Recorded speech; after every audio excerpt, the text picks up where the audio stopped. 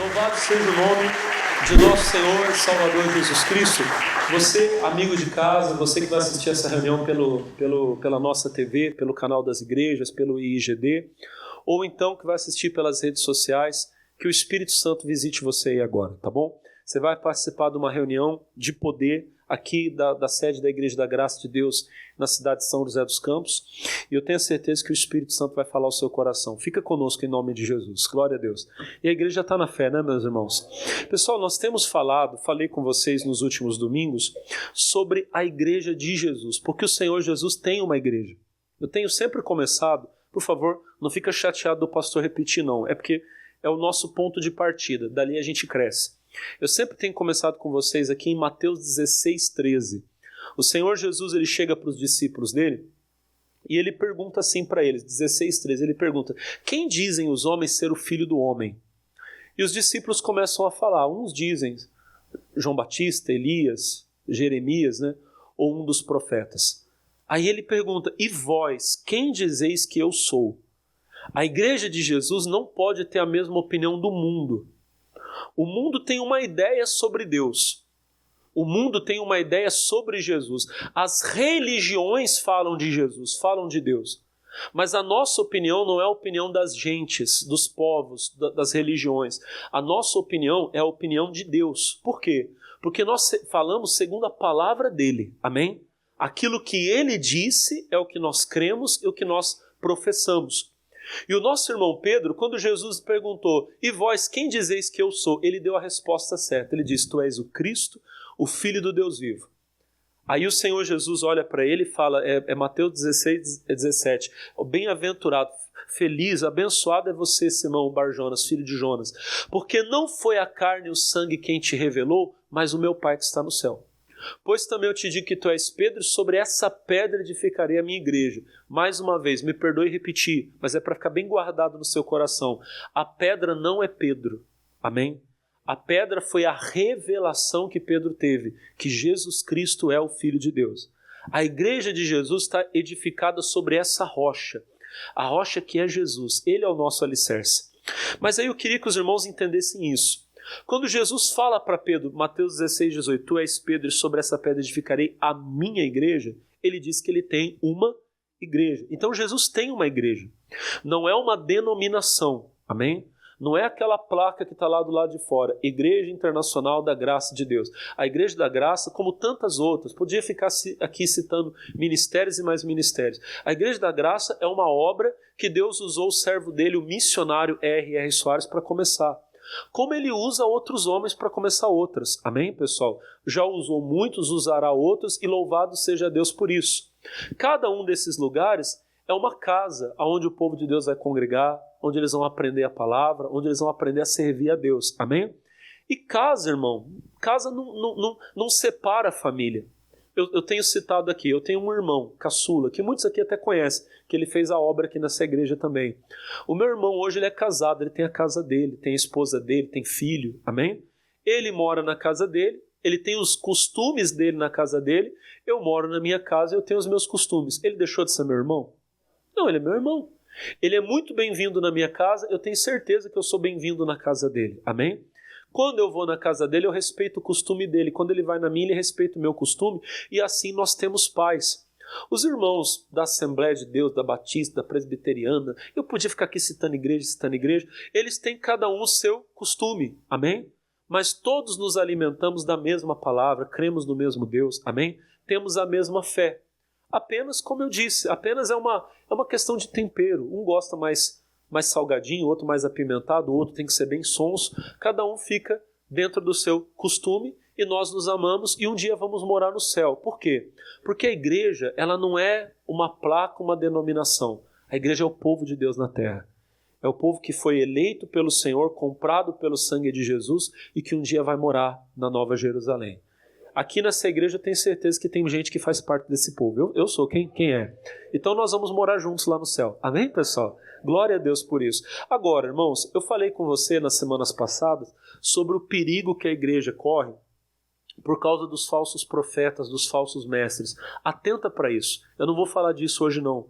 Mas quando você puder, se estiver na sua casa, abre a Bíblia e começa a ler. Fala assim, Jesus, eu vou estudar sobre os falsos profetas, os falsos mestres. Para quê? Para que você saiba o que eles fazem, quem eles são, e você não caia no engano deles. Só que hoje eu estou dando outra mensagem. Hoje eu estou falando sobre as responsabilidades que a Igreja de Jesus tem. Tem algumas coisas, irmãos, que nós temos que fazer. A Igreja de Jesus tem que fazer.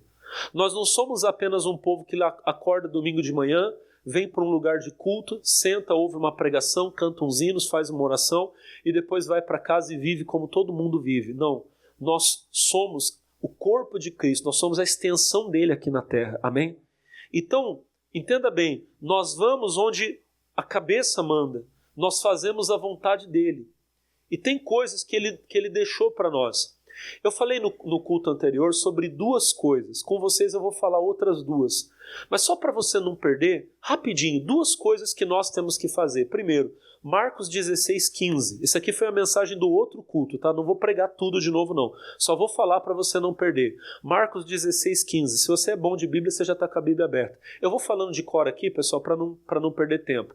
Marcos 16:15, Jesus fala assim, e disse-lhes, ide por todo o mundo, pregai o evangelho a toda, versículo 16, quem crer e for batizado, quem não crer será. Então, amados, olhem para mim, primeira responsabilidade da igreja, alguns dizem que é a maior responsabilidade, que é a responsabilidade número 1 da igreja, e eu também creio assim, a primeira e maior responsabilidade da igreja é ir pelo mundo e falar de Jesus, pregar o evangelho. Por favor, irmãos, olha para mim. Nós não temos que pregar religião. Eu não estou aqui para brigar, para mostrar que a minha religião é melhor que a religião do outro. Se eu fizer isso, irmão, eu vou ficar perdendo tempo. Porque religião por religião, cada uma tem suas, vamos dizer assim, tem suas boas obras, tem suas caridades. E aí você vai ficar tentando brigar com a pessoa para provar que a sua é melhor que a dela, ela vai falar e vocês vão ficar naquela briga que não vai levar a lugar nenhum. O evangelho não é uma religião. Romanos 1,16, Paulo diz, eu não tenho vergonha do Evangelho de Cristo, porque ele é o poder de Deus para a salvação de todo aquele que crê. Então, quando Jesus disse, ide por todo mundo pregar o Evangelho, ele não está dizendo, ide e levem uma religião, ele está dizendo, vão e mostrem o meu poder. Mostrem o poder, amém, irmão? O Evangelho de Jesus, ele tem poder, irmão, para curar o enfermo, salvar o perdido, libertar o pecador, expulsar o demônio. É isso que nós temos que fazer, mostrar. Nós não temos obrigação de convencer ninguém. Quem convence é o Espírito Santo. Você vai e você entrega o recado. Você começa no seu mundo, e o seu mundo vai aumentando. Jesus disse, ide por todo o mundo. Você começa na sua casa. O primeiro lugar que eu tenho que evangelizar é a minha casa, eu tenho que evangelizar minha esposa, evangelizar meus filhos. E aí, conforme eu vou sendo fiel, o Senhor vai me levando a evangelizar meus vizinhos, minha cidade, e um dia eu posso estar do outro lado do mundo falando do amor de Deus. Deus pode fazer isso em você, amém? Nem todos foram chamados para ser pregadores, mas todos foram chamados para pregar, para falar de Jesus. Então, aonde você estiver, na escola que você estuda, no lugar que você trabalha, fale de Jesus. E você vai receber poder para isso. Atos 1,8, Jesus disse, recebereis poder ao descer sobre vós o Espírito Santo, e ser-me-eis testemunhas tanto em Jerusalém como em toda a Judéia e Samaria até os confins da terra. Você começa em Jerusalém, na sua casa. Aí você vai para a Judéia, para a sua vizinhança. Depois você está em Samaria, você está longe, na outra cidade. Quando você vê, você está no mundo todo falando de Jesus e mostrando o poder de Deus. Amém? Essa é a primeira responsabilidade. A segunda, ela pode ser confundida com essa, mas há uma diferença. A segunda responsabilidade da igreja é ensinar. Pastor, mas evangelizar e ensinar não é a mesma coisa. Ensinar é fazer as pessoas serem parecidas com Jesus. Mateus 28:18, o Senhor Jesus diz assim, todo o poder me foi dado no céu e na terra. Aí a nossa Bíblia, a edição, a que eu uso para pregar, a edição Revista e Corrigida do Almeida, está escrito assim, ide e ensinai todas as nações, batizando-as em nome do Pai, do Filho e do Espírito Santo. Na nossa Bíblia diz, ide e ensinai. Se você pegar o mesmo versículo na Bíblia, na edição Revista e Corrigida, na Revista e Atualizada, vai estar escrito, ide e fazei discípulos. Ensinar as pessoas é torná-las discípulas. O que é o discípulo? O discípulo é aquele que almeja ser como o seu Senhor. Jesus falou isso. Ele disse, basta ao discípulo ser como o seu Senhor. Amém? O que o discípulo quer é ser parecido com aquele que o ensina. Então nós temos que ir por todo mundo e ensinar as pessoas a ser parecidas com Jesus. Como que nós fazemos isso? Lá no Mateus 18, versículo 20, Jesus fala, ensinando-as a guardar tudo quanto vos tem ensinado. Aí nós pegamos o novo convertido, olha para mim, primeiro a gente evangeliza, a gente vai e anuncia, amém? Alguns não quererão vir, mas muitos virão, a sua família virá. Quando eles vêm, nós começamos a ensinar. Ensinamos com a doutrina, nós abrimos a Bíblia, mostramos o que o Senhor ensinou, o que os apóstolos falaram, mas também, preste atenção, mas também nós temos que ensinar com a nossa vida, irmão. Nós temos que dar exemplo. É uma tragédia, talvez seja a maior tragédia da igreja, que nós falamos de Jesus, mas nós não mostramos Jesus para as pessoas com a nossa vida. Há alguns anos atrás, um grande pregador, muitos consideram ele o maior evangelista da última geração, um pregador americano chamado Billy Graham. Ele disse que um dia ele estava num país muçulmano, se eu não me engano foi isso, ou hindu, não lembro bem agora. Mas ele disse que ele ouviu um homem falar assim, no dia que eu ver um cristão parecido com Jesus, eu me torno cristão. No dia que eu ver um cristão que pratica aquilo que prega, eu me torno cristão. E o Billy Graham disse, aquela foi uma das maiores pregações que eu ouvi na minha vida. Foi um ímpio, um idólatra, falando, irmão, nós temos que mostrar Jesus para as pessoas. Só que às vezes a gente está fazendo o contrário. Mateus 23,15, ele diz, vocês, fariseus, são hipócritas, malditos sois vós, porque vocês atravessam céu e terra para fazer um prosélito, um convertido. Aí Jesus fala, e depois vocês tornam ele 2 vezes mais filho do inferno do que vocês. Olha que coisa terrível que Jesus fala. Você luta tanto para converter uma pessoa, você luta tanto para trazer a pessoa para a igreja. Quando a pessoa se converte, você faz ela ser mais filha do inferno do que você. Misericórdia. Foi Jesus que falou. E às vezes acontece, irmão. A pessoa vem para a igreja e ela devia melhorar.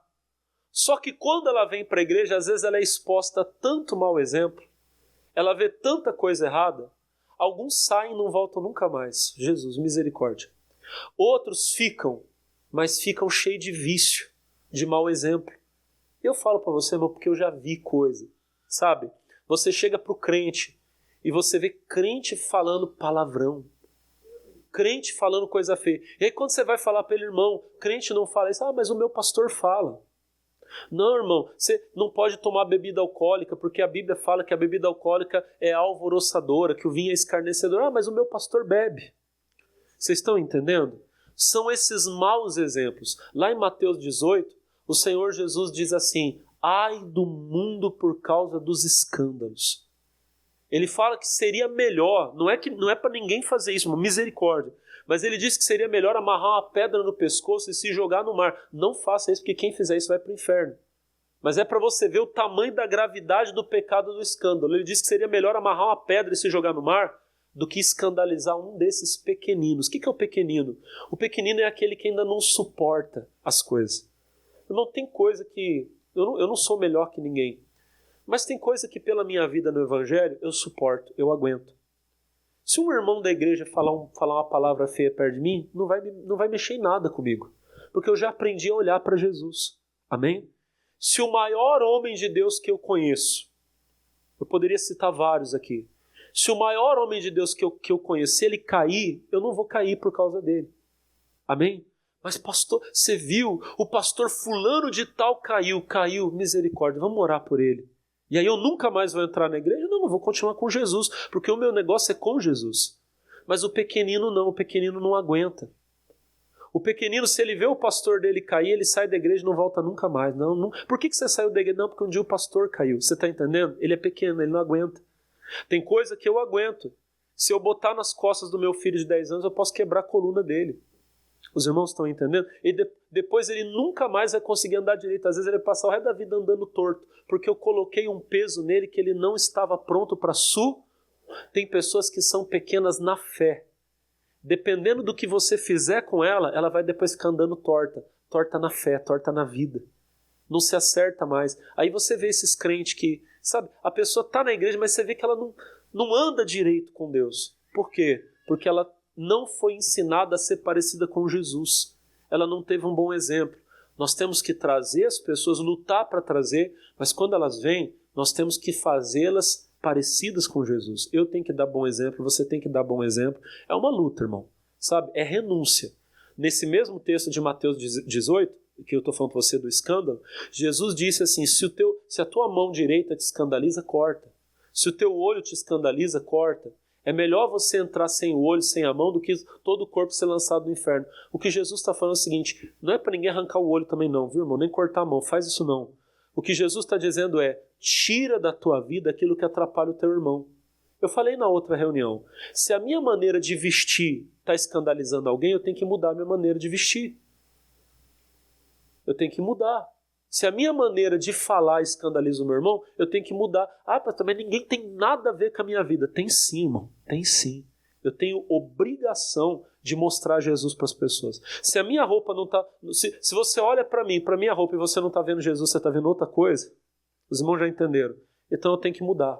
Amém? Se quando eu falo não é Jesus que você está vendo outra coisa, eu tenho que mudar a minha maneira de falar. Os irmãos entenderam? Isso aqui eu falei no outro culto, não sei, eu já praticamente quase que preguei a mensagem toda de novo. Mas Deus ajuda vocês. Agora tem outras duas coisas que eu não falei no outro culto, eu vou falar para vocês, que nós temos a obrigação de fazer. Vamos lá para a primeira carta de Paulo a Timóteo, capítulo 2, versículo 1. Primeira carta de Paulo a Timóteo, capítulo 2, verso 1. Quem achou, dá um glória a Deus aí. Está escrito assim, 2:1. Admoesto-te, pois, antes de tudo, que se façam deprecações, orações, intercessões e ações de graças por todos os homens.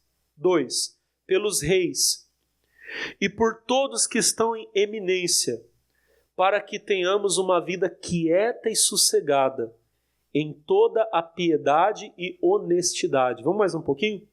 Porque isso é bom e agradável diante de Deus, nosso Salvador, que quer que todos os homens se salvem e venham ao conhecimento da... Amados irmãos, olhem para mim. A igreja, ela é a intercessora de Jesus,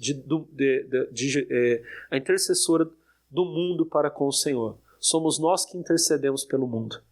Nós temos que orar por todas as pessoas. A Bíblia diz que nós temos que orar pelos reis, orar por todos que estão em posição de evidência. Temos que interceder pelas pessoas, irmão. Esse é o nosso papel. Amém? A igreja hoje, por exemplo, aqui no Brasil, infelizmente a igreja de Jesus está querendo fazer outro papel. Nós estamos quase querendo ser o povo lá da época da Inquisição, que se pudesse botava o povo na fogueira.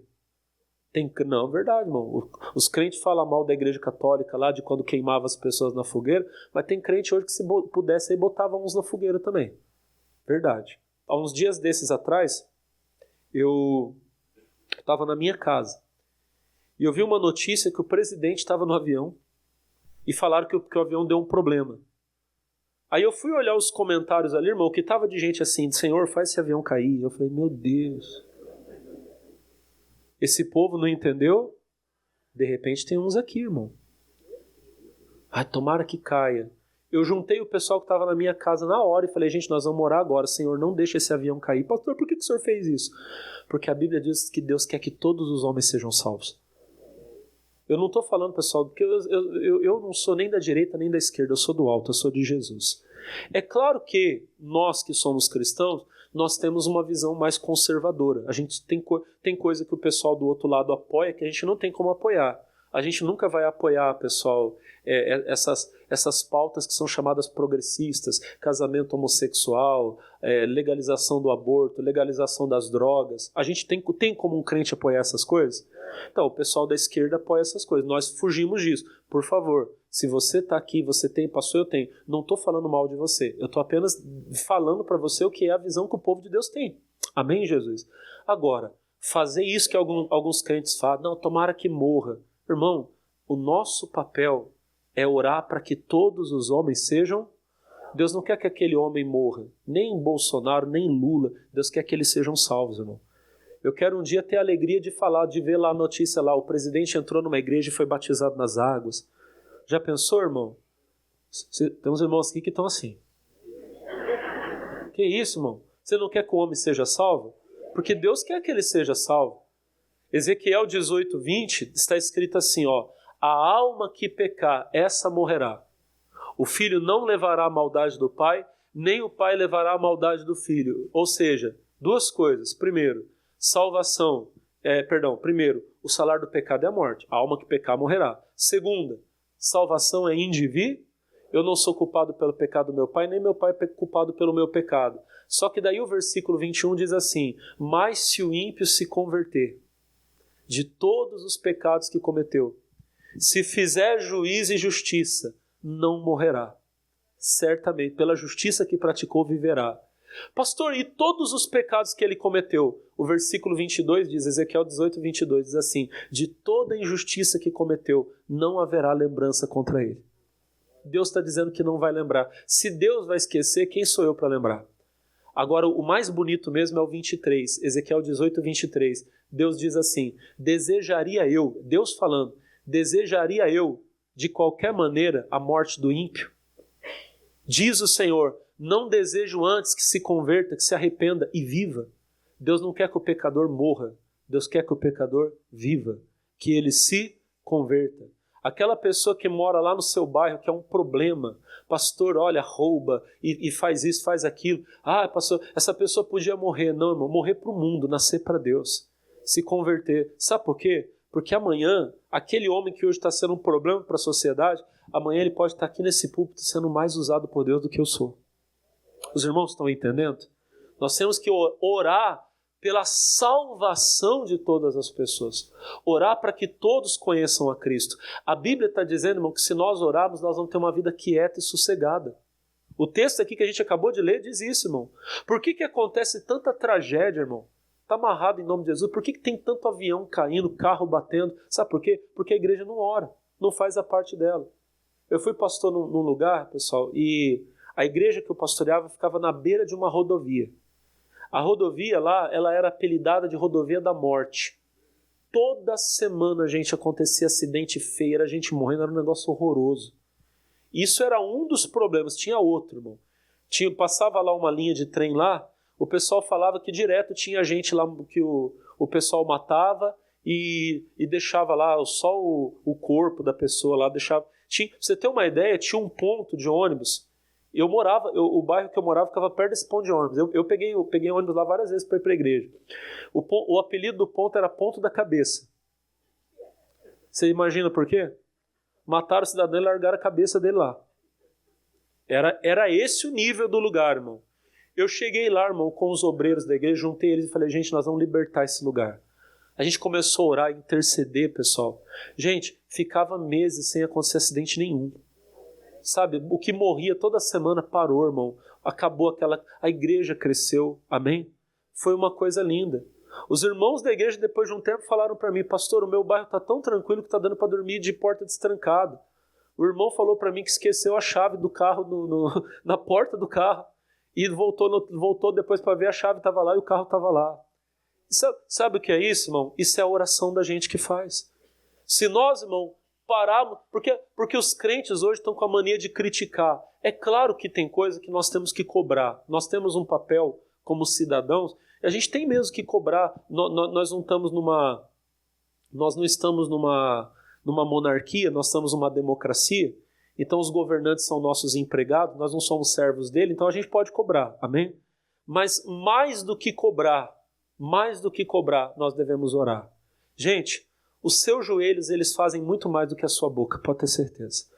Às vezes você vai ficar lá o dia inteiro lá com a plaquinha lá, gritando, brigando, não vai acontecer nada. Mas você na sua casa, de joelho dobrado, orando, irmão, você muda uma situação.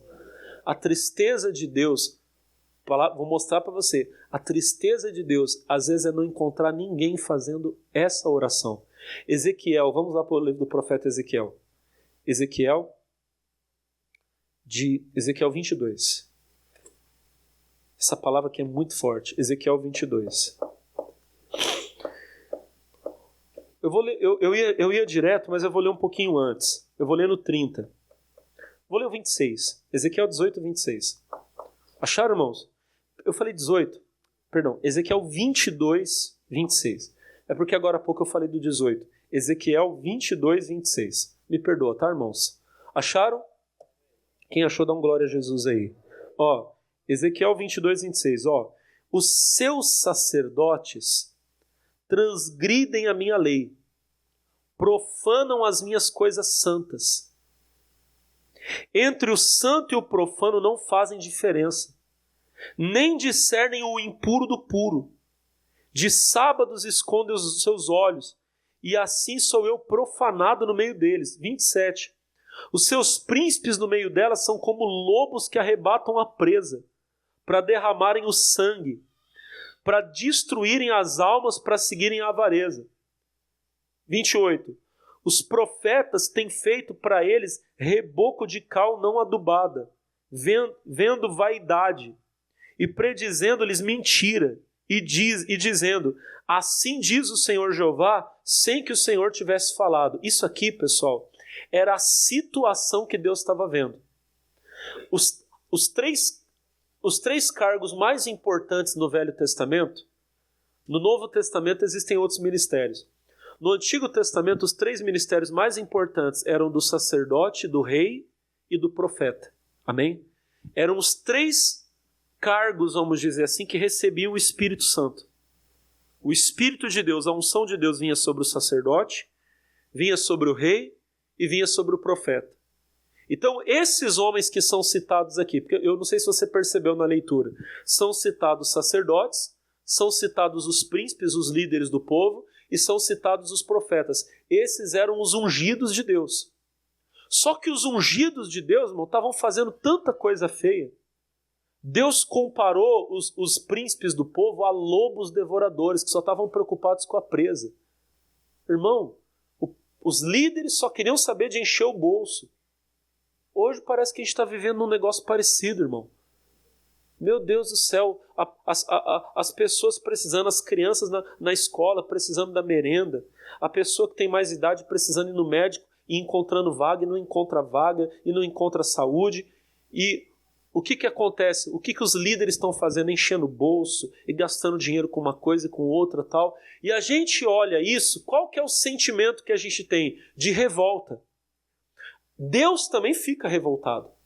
Deus também olha o sacerdote pecando, o príncipe pecando, o profeta pecando, e Deus fica indignado.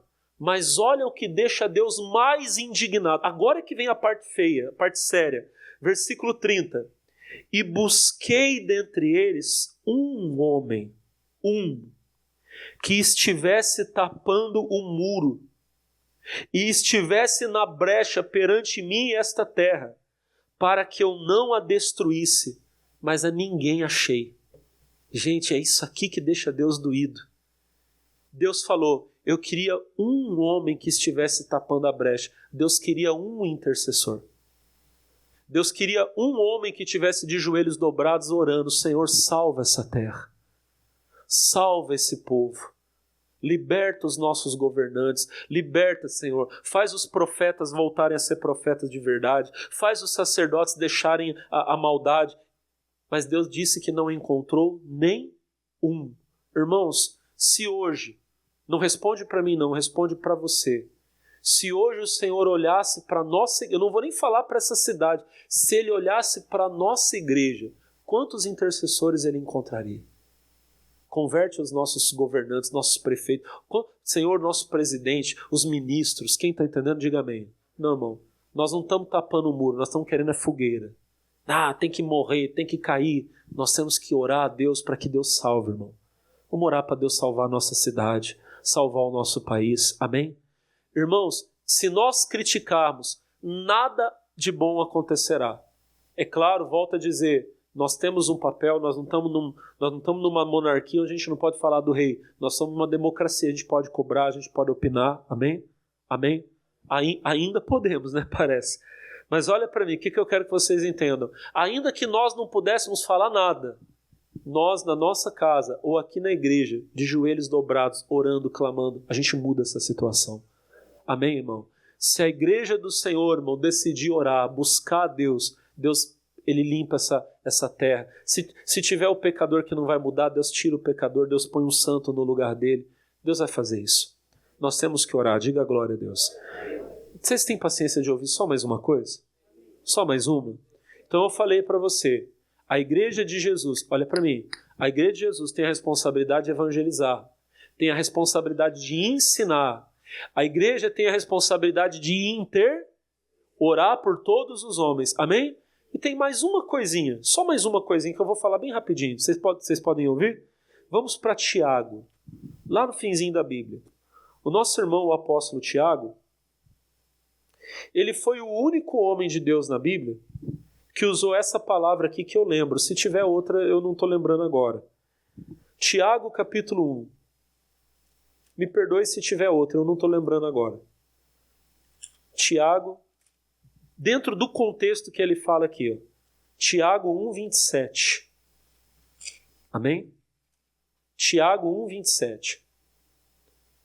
Acharam, amados irmãos? Diz assim: a religião pura e imaculada para com Deus, o Pai, é esta: visitar os órfãos e as viúvas nas suas tribulações e guardar-se da corrupção do mundo. A igreja de Jesus tem essa responsabilidade, irmão. Deus nos colocou no mundo, olha para mim, para nós sermos luz, pessoal, para quem está em trevas. Ontem eu vi uma notícia e me deu uma certa tristeza. Não é que eu fiquei ruim, não, mas eu pensei, Jesus, que coisa triste. E eu mandei até para uns amigos meus. A notícia dizia assim, que nós provavelmente somos a última geração que verá vagalumes, que os vagalumes estão em extinção. Eu fiquei pensando, faz tempo que eu não vejo um vagalume, fiquei pensando. Você lembra a última vez que você viu um vagalume? Vocês veem todo dia? É porque aqui em São José tem. Aqui olha para o irmão e fala, aqui é outro nível. Aqui, pessoal, amém? Aqui é uma versão melhorada do Jardim do Éden, aleluia. Mas olha para o pastor, mas dizem aí os entendidos do assunto que estão acabando, que estão diminuindo os vagalumes. E eu fiquei pensando nisso, eu falei, Jesus, os homens que deveriam ser luz, sabe? Que deveriam brilhar na escuridão, será que eles também estão diminuindo? Será que eles também estão acabando? Não tem gente que precisa tanto de uma luz. Eu estava agora há pouco conversando com um amigo meu, que ele faz umas missões, e ele falou para mim, pastor, em 2019, acho que foi isso mesmo.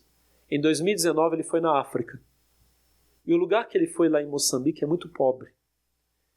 E ele disse que ele encontrou uma família que era uma mãe com 4 crianças. E o pai tinha abandonado, arrumou outra mulher, largou, amém?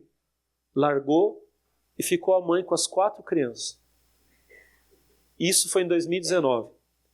Aí ele disse que ele voltou agora, não sei se foi ano passado, não sei que ele falou por 2022, uma coisa assim que ele falou. Ele chegou lá, o que tinha acontecido? A mãe tinha arrumado um homem e tinha abandonado as 4 crianças. E isso, olha para o pastor, e isso é comum. Ele falou assim, pastor, a gente juntava lá, porque quando ele vai, ele leva um recurso que às vezes o pessoal ajuda para comprar comida. E ele chega lá, irmão, junta as crianças, 40, 50, 60 crianças, e faz arroz, feijão para dar para eles comem. Ele fala assim, pastor, a gente fica lá, se a gente ficar até de noite, não aparece uma mãe para procurar o filho. Cadê meu filho? Está aqui. Se deixar, às vezes, naquele lugar específico, às vezes fica lá no meio do mato, aonde cai de sono, dorme, ninguém está preocupado. Agora, eu estou falando, parece que eu estou falando de outro mundo, isso acontece aqui, irmão. Isso acontece aqui. Tem mãe abandonando o filho. Tem pai abandonando o filho.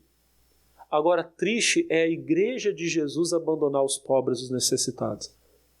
Abandonar aqueles que carecem do pão. Primeiro nós temos que dar o pão da vida, que é Jesus. Amém, irmão? Mas nós também temos que nos preocupar com as pessoas. Porque senão nós vamos acabar cometendo o pecado de Sodoma. Ezequiel capítulo... Deixa eu ver se eu anotei. Às vezes falha, pessoal. Ezequiel 16. Obrigado, Jesus, eu anotei. Ezequiel 16. Diz assim, ó. Versículo 49. Estou acabando já, viu, pessoal? Ezequiel 16:49.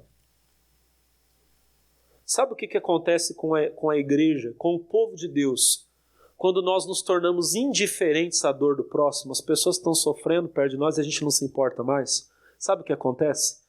Ezequiel 16:49. Lê comigo, ó. Eis que esta foi a maldade de Sodoma, tua irmã. Para um minuto. Vocês já ouviram falar de Sodoma e Gomorra? Que foram tão pecadoras, a devassidão era tão absurda que Deus julgou e destruiu. Qual foi o pecado de Sodoma? Eis que esta foi a maldade de Sodoma, tua irmã. Soberba. Eram orgulhosos, arrogantes. Às vezes nós somos também, só não admitimos.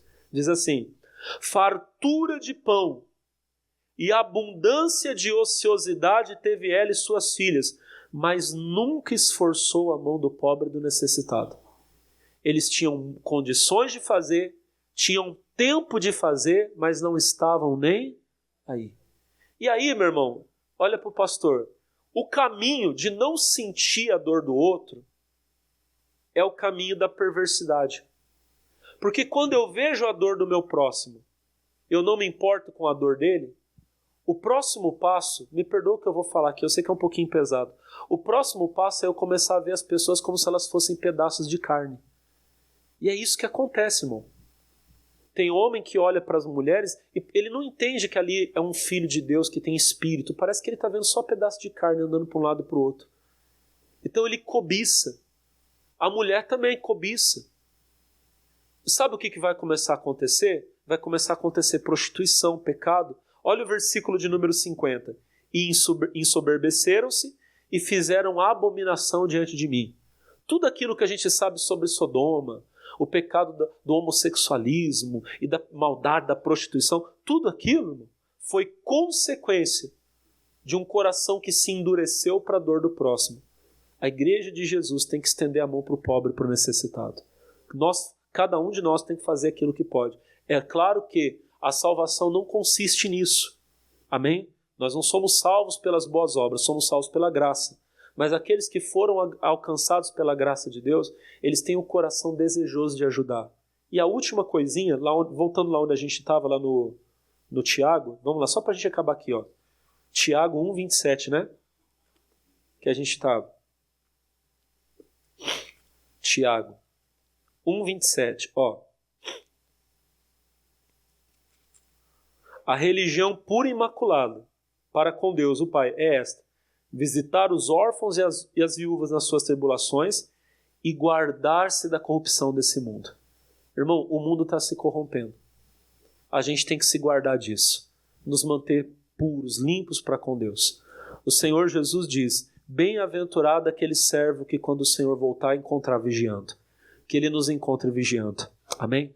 Aonde você está aí, coloca a mão no coração, sentado mesmo, fecha os olhos. Meu Senhor, nós temos a responsabilidade de ser luz, Pai. Eu vi, meu Deus, aquela notícia dos vagalumes que parece que estão acabando. Não sei se estão. A notícia dizia. E eu pensei nisso, Deus. A nossa luz não pode se apagar. Eu tenho que ser luz para o mundo. A Tua palavra diz, meu Deus, que nós somos a luz desse mundo. Que não se pode esconder uma cidade edificada sobre o monte. Tampouco se acende a candeia, a lâmpada, para colocá-la debaixo do alqueire, mas ela é colocada no velador, para dar luz a todos que estão na casa. Meu Deus, eu preciso ser luz. Eu quero ser luz. Eu quero brilhar, Pai. Mostrar Jesus para o perdido. Pregar, evangelizar, ensinar, meu Deus.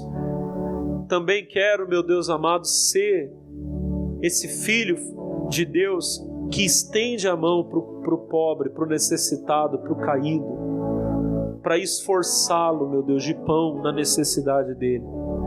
E não me contaminar com a corrupção desse mundo. Senhor, o mundo está apodrecendo, mas nós não somos desse mundo.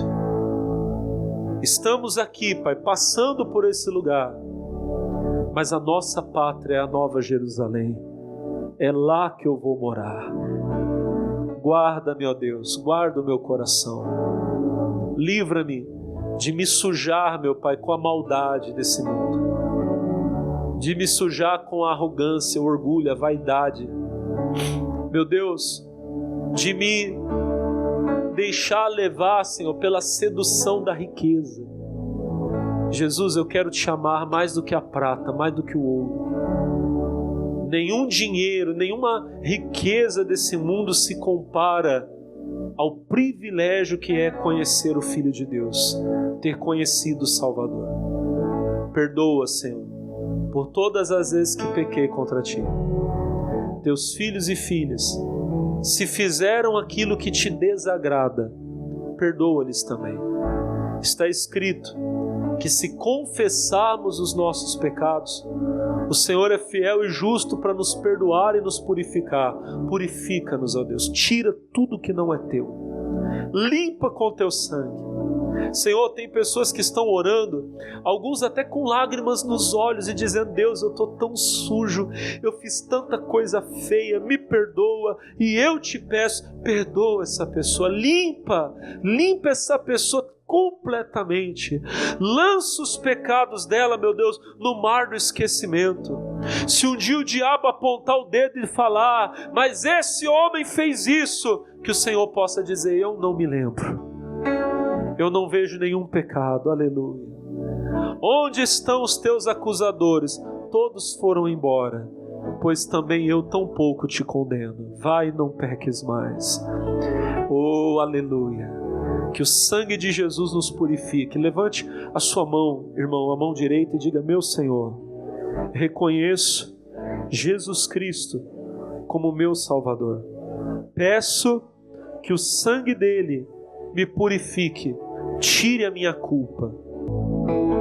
Vai adorando, vai glorificando agora isso. A igreja agora uma só, na fé, no amor. Vamos celebrar a Cristo, pois Ele venceu. Oh, aleluia, vamos exaltar seu nome, Ele é o nosso Deus, aleluia. Cadê aquele glória a Deus? Cadê a voz dos homens, das mulheres, dos jovens, das crianças? Todos juntos, adorem a Deus. Aleluia, aleluia, que lindo, que momento bonito nós temos aqui. É a tua igreja, Senhor. A tua igreja te adora. A tua igreja te adora. Aleluia, aleluia, aleluia, aleluia, aleluia. E solo me clama na labalaba, canto lo balaba, chora balaba, ribalabalaba, canta labalaba, clama na laba, chora balaba. Vem Espírito de Deus, venha sobre nós, venha sobre o teu povo agora, vem sobre a tua igreja. Cadê o glória a Deus da igreja? Aleluia! Ribalabalaba, canta labalaba, chora balaba, canta labalaba. Te adoramos, te exaltamos, glorificamos, bendizemos, exaltamos o teu nome, ó Rei Jesus, ó Rei dos Reis. Levante as suas mãos, celebrarei a Ti, ó Deus, no meu viver. Cantarei, contarei as Tuas, pois por Tuas mãos foram criados terra, céu e mar, e todo ser que neles há, que neles